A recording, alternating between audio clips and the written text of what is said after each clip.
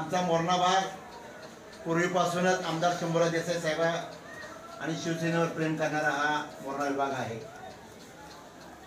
आपल्या आपण या ठिकाणी यांचं स्वागत शाल आणि श्रीफळ देऊन जिल्हा परिषद सदस्य सुग्रा फोंदू या कॉन्टॅक्ट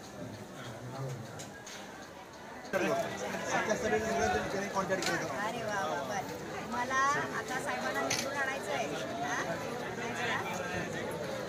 चला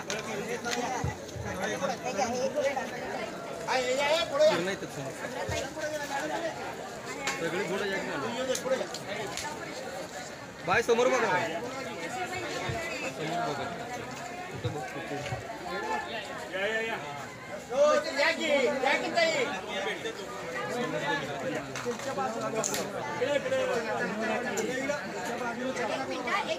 एक फोटो आधी व्यवस्थित घ्या।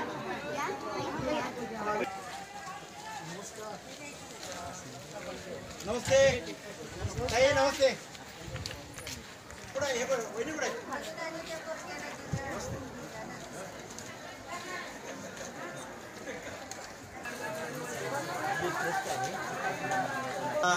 अनेक वाड्या वस्त्या आहेत आणि या वाड्या वस्त्यामध्ये प्रत्येक गावामध्ये विकास काम देण्याचं माननीय साहेबांनी काम या युती शासनाच्या माध्यमातून केलेलं आहे।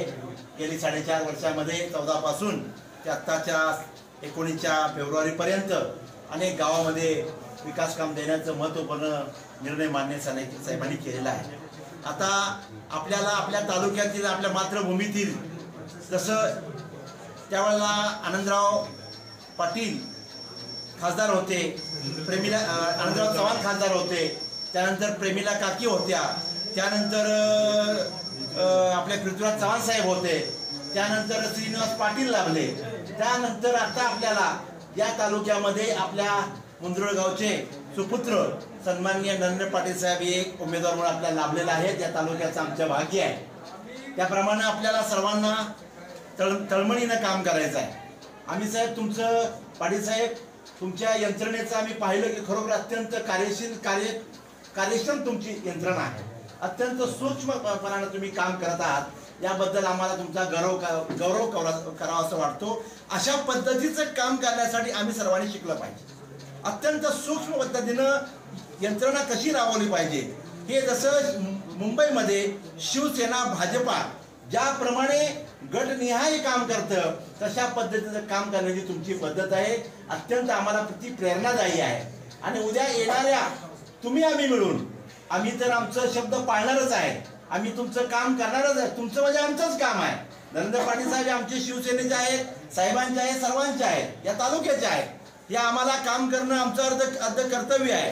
त्याचप्रमाणे तुम्ही होणाऱ्या नोव्हेंबरच्या किंवा ऑक्टोबरच्या यामध्ये सुद्धा तुम्ही आम्ही सर्वांनी मिळून साहेबांचे आपण सर्वांनी काम करून त्यांना एक खासदार असावा आणि या तालुक्यात शिवसेनेचा एक उमेदवार शिवसेनेचा आमदार असावा आणि तो नामदार व्हावा, यासाठी आपण सर्वांनी काम करूया। यासाठी आपण सगळे इथे जमलेलो आहात। साहेबांविषयी 2 शब्द जर सांगायचे म्हटले तर एवढंच सांगेन, राजाचं प्रेम राजेसाहेबांकडे, राजाचं प्रेम राजेसाहेबांकडे, पण तळागाळातल्या आलेल्या कामगारांचं प्रतिनिधित्व करत असताना या सातारच्या जनतेचं सुखदुःख जाणणारा जर रयतेचा सेवक म्हणून जर कोणी सातारची ही लोकसभा लढवण्यासाठी सज्ज झाले असतील तर ते आहेत नामदार श्री नरेंद्रजी अण्णासाहेब पाटील। होय, आम्हाला शिवाजी महाराज म्हटलं की आमच्या हृदयातलं रक्त आजही खवळतं। आजही राजांचा सन्मान मान जिथला तिथे ठेवत असताना एवढंच सांगू इच्छिते की सातारच्या जनतेला आता त्यांचे प्रश्न समजून घेणारा आणि सगळ्यात महत्त्वाचं हे प्रश्न जोरदारपणे दिल्लीच्या संसदेत मांडणारा त्यांचा लोकनेता, त्यांचा खासदार हवाय। आणि हा खासदार आता नरेंद्रजी पाटील साहेब यांच्या माध्यमातून ज्या तगड्या पद्धतीनं या रणांगणात उतरलेला आहे आणि या तगड्या उमेदवाराला ही तगडी फौज आज या ठिकाणी जी आहे, तुम्ही आम्ही आपण सगळेजण त्या आपल्या साहेबांना फार मताधिक्यानं निवडून आणायचंय।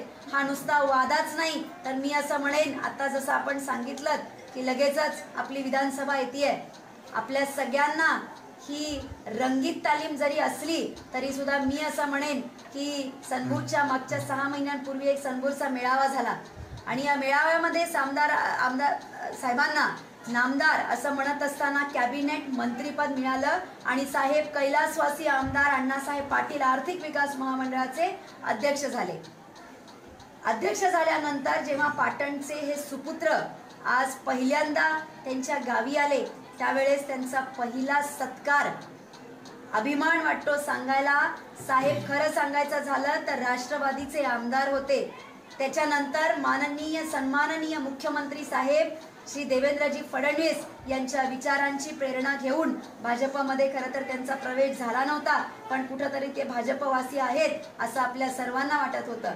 आणि असं असताना देखील अत्यंत मोठ्या मनानं जेव्हा पाटणचे सुपुत्र पहिल्यांदा पाटणमध्ये आले तेव्हा त्यांचा पहिला सत्कार जर कोणी घेतला असेल तर ते माननीय आमदार शंभूराजे देसाई यांनी घेतला.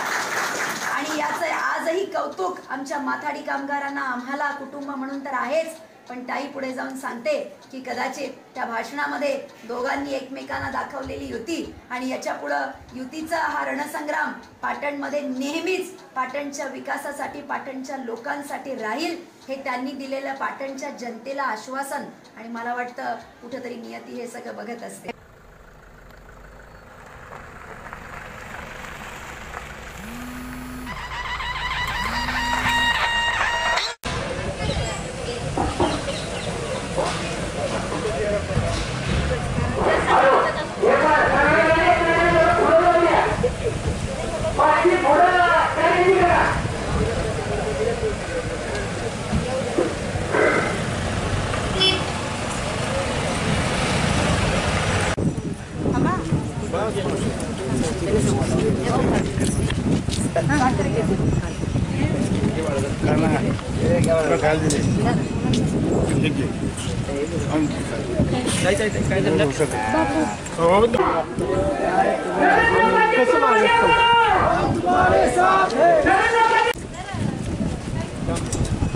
म्हणजे दख्खनचा ज्योतिबा, या ज्योतिबाला जे चैत्र यात्रा भरते त्या ठिकाणी 196 सासनकाठे असतात.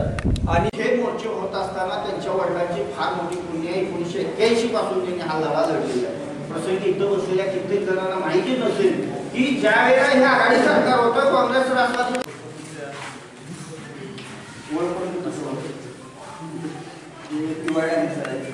लक्ष्मण कृष्णा डाडी गुरुजी जसे हे मानाजी तात्या हे ऋषिकेश डाण्याने हे दोघंही शेतीचं काम चांगलं करतात.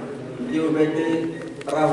तर सर्वप्रथम मी सर्व पारळीकर ग्रामस्थ आणि पारळी पंचक्रोशी या ठिकाणच्या सर्व कार्यकर्त्यांच्या वतीनं आणि सर्व जनतेच्या वतीनं पाटील साहेबांचं शाब्दिक सोमवारनिमित्त पावन झालेलं असं हे गाव आहे. आणि या पारळी गावचं वैशिष्ट्य म्हणजे पारळी गावची यात्रा ही पश्चिम महाराष्ट्रातील एक मोठी यात्रा म्हणून ओळखली जाते. या पारळी गावच्या त्याचबरोबर सर्व उपस्थित मान्यवरांच्या ठिकाणी स्वागत करून वेळेअभावी या ठिकाणी सर्वांचं नाव घेणं गरजेचं आहे. फोन करावा याचे आहे की काही असू द्या, काही असं तर कोणाचं रिलेशन कुठेही असू द्या, पण या वेळेला मत आपलं शिवसेना भाजप युतीचे उमेदवार जे आहेत त्यांच्या चिन्हावर धनुष्यबाणावरच आपलं मतदान झालं पाहिजे. पाहुण्याला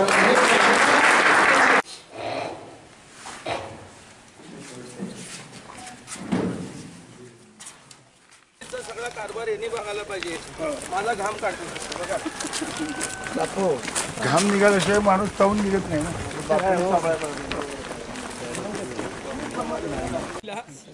हे असं कॉन्क्रीटवरून सर करून सरक.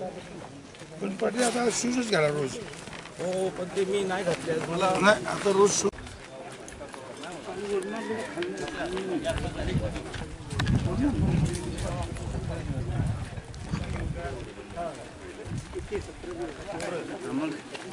काय होणार आहे? 100 गावा कमी पण होती. 200 गावांना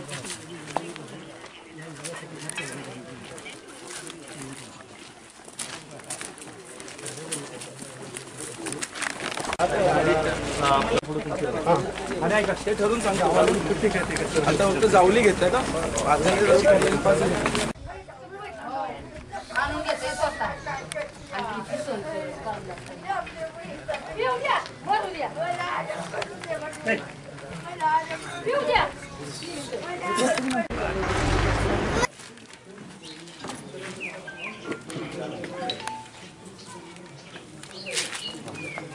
दादा थोडं तिरके व्हा द्या तुम्ही आधी द्या थोडे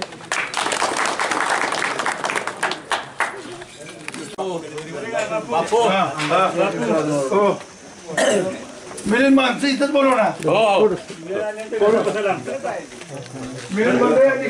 नाही नाही बाबू मी रात्री अर्जंट निघालो ना. बरं आहे ना बहिणाबाई आमची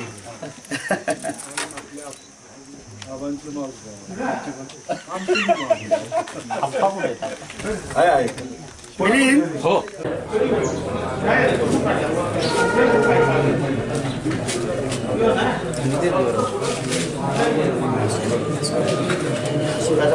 सर्वांचे